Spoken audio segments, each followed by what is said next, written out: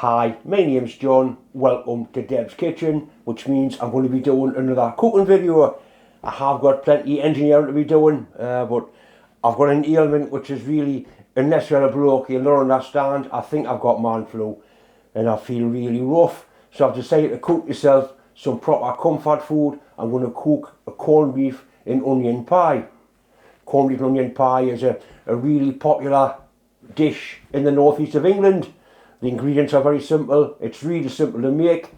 That's enough talking. We'll bring the camera in, I'll show you what goes into it, and then we'll have a bit of fun so we can make a nice corned beef and onion pie. It's also got potatoes and carrot in it. So it's a corned beef, potato, onion and carrot pie. These are the ingredients for the pie, as I've already said. 10 corned beef, that's the start of the show. Onion, potato, some scabby bits of carrot that were left over from Christmas, but they'll certainly be alright to use. And my favourite ready-made pastry, puff pastry, and short crust pastry. A little bit of optional ingredient if you want to put it in. And of course, salt and pepper. You don't need much salt because there's quite a lot of salt in the corned beef. We'll prep the veg and then we'll go from there. Right, we'll do the carrots first. They are starting to grow again, but they'll be perfectly alright for what we want. Any scabby bits, just cut them off. Bastard thing, look at it.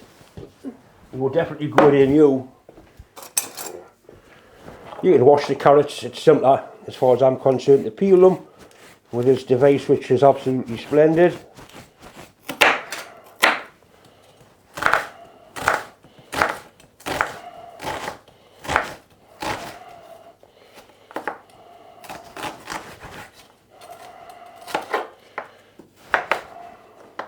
Carrot gets finely diced as well.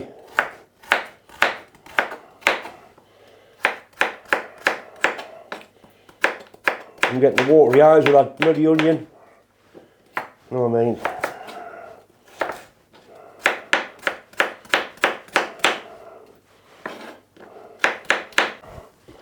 Same with the potato, finely diced, or fairly finely diced, like 1 centimetre cubes, 10mm cubes, 7/16, depending on where you come from.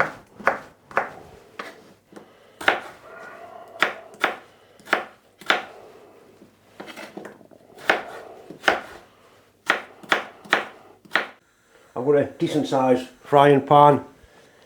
I'm going to put a little bit of beef dripping in. I do like a bit beef dripping, real stuff.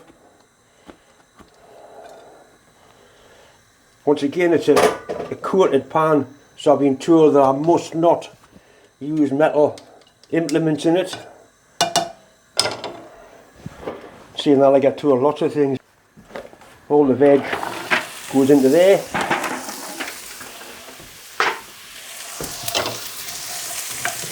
Just want to kind of soften it, not fully cook it. When that's slowly warming up, we'll prepare the corned beef. 1 tin of corned beef.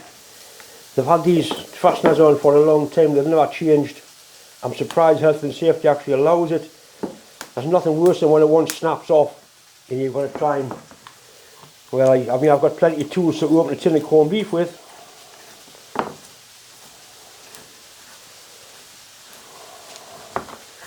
Like I say, I'm amazed that they've allowed, health and safety wise, to carry on using this type of can because those edges are really sharp. This hasn't been in the fridge. Sometimes it pays you to put it in the fridge to make it a little bit more solid. That fat that's on there, you can discard that if you want to. I don't know why you'd want to, because it gives the pie a lot of its flavour and taste. Right, this once again is roughly cut up into sort of decent sized bits.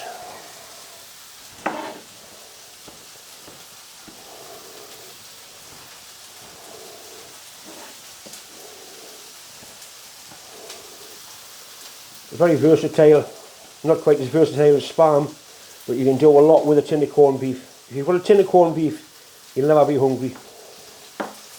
Right, just coming along quite nicely. I'm going to add a little bit, it's actually beef gravy. I don't like dry pies. It will also help it to cook.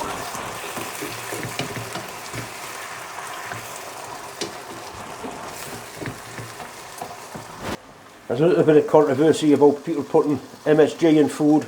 I do like it. I eat a lot of Chinese food in MSG. It's just a food enhancer. It's a natural thing. It's not chemically. It's good, yeah.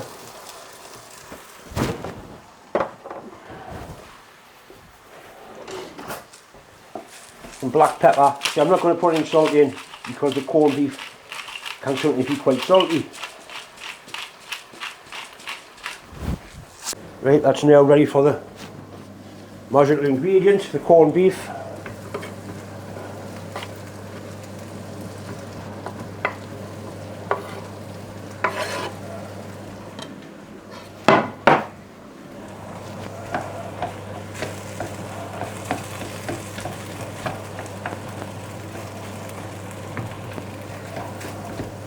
So you can put it in that tin of corned beef if you wanted to do, but I think this is going to be decent the way it is.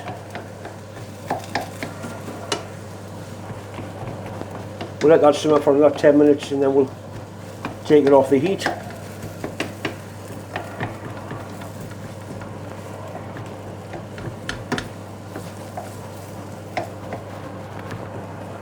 Starting to dry out a little bit. We may put some more gravy in, put there again.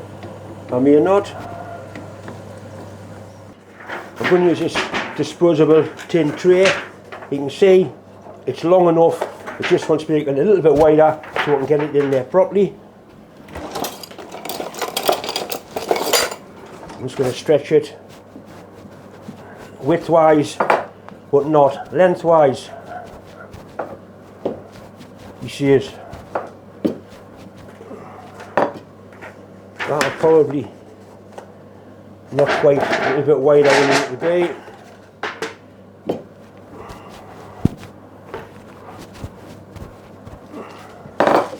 I need to put some flour on the bench to stop it from sticking, or it would just cheat, I suppose, and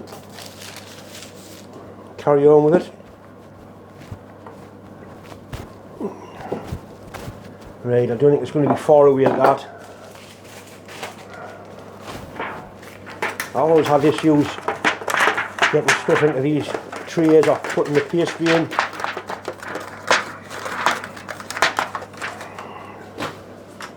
I've seen the wife do it and she has no problems at all. Look at it all. But seeing that, she can put wallpaper on as well. I've seen her do it this way. Right. Come on, John. You messy bastard, you. Right. Let's just go for it there. We can get 3 sides in and then we can do a little bit of repair work. That's not doing too bad. I can put a little piece into there.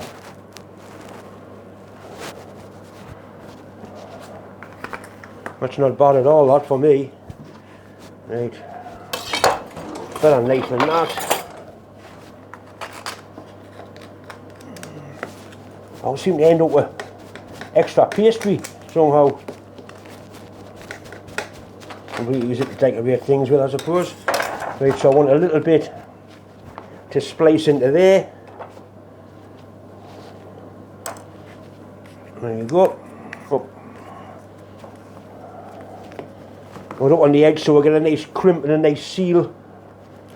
A friend of mine has sent us a device in to use to crimp the pie, so hopefully that should be interesting. Right,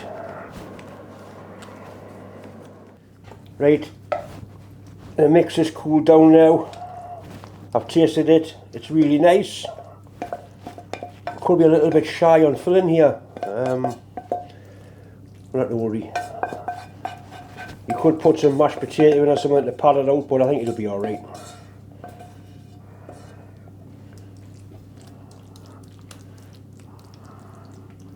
Yeah, we're a little bit down on filling, but it's still going to be a decent pie.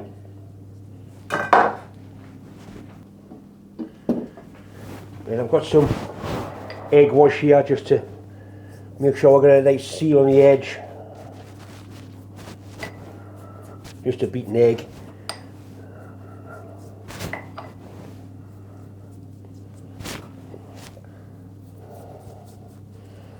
The lid won't need any rolling, it's big enough the way it is. So that's shortcut pastry on the bottom, and this is going to be puff pastry for the lid.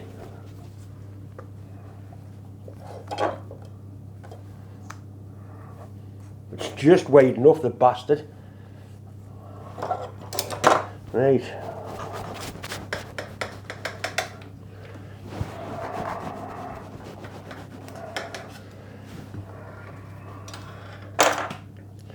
Right, now a friend of mine has sent us a device in to crimp the edge of the pie. I did mention a while ago that there was a television programme called Steptoe's Son, and the dad used to make a pie and he used his false teeth to crimp the edge. So I thought, well, or at least my friend Andrew has sent us these teeth up. They need modifying. I need some bigger ones to get the full benefit, but they're certainly putting a unique crimp on. They're doing the job very nicely. I'm happy with that.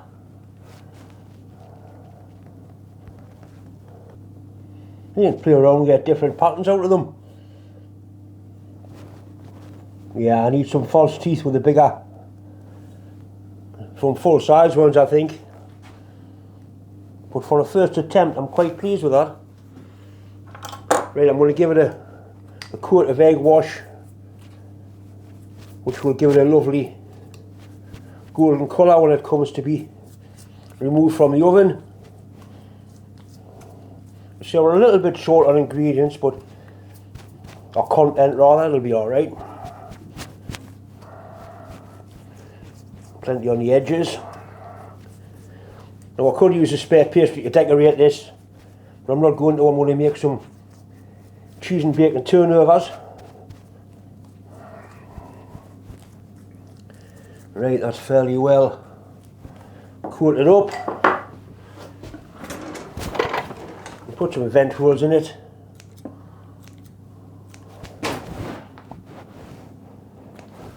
Right, so preheated oven, 160 degrees C, and it's a fan oven for about 40 minutes. Right, this pie has now had 35 minutes and it certainly looks like it's cooked to me. Yeah, it's definitely hot, definitely cooked. I like the look of that.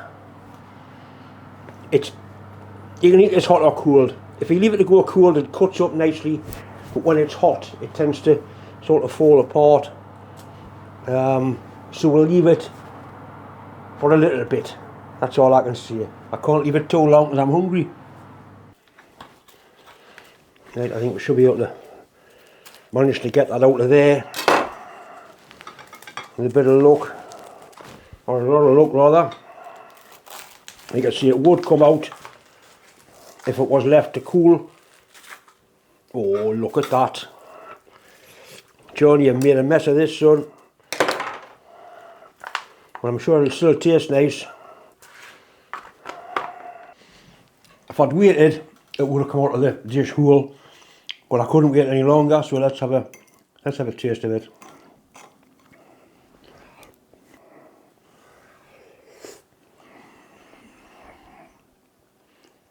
That is superb. Once again, it's just time to say thanks for watching, thanks for subscribing, and bon appetit, a bonny lad.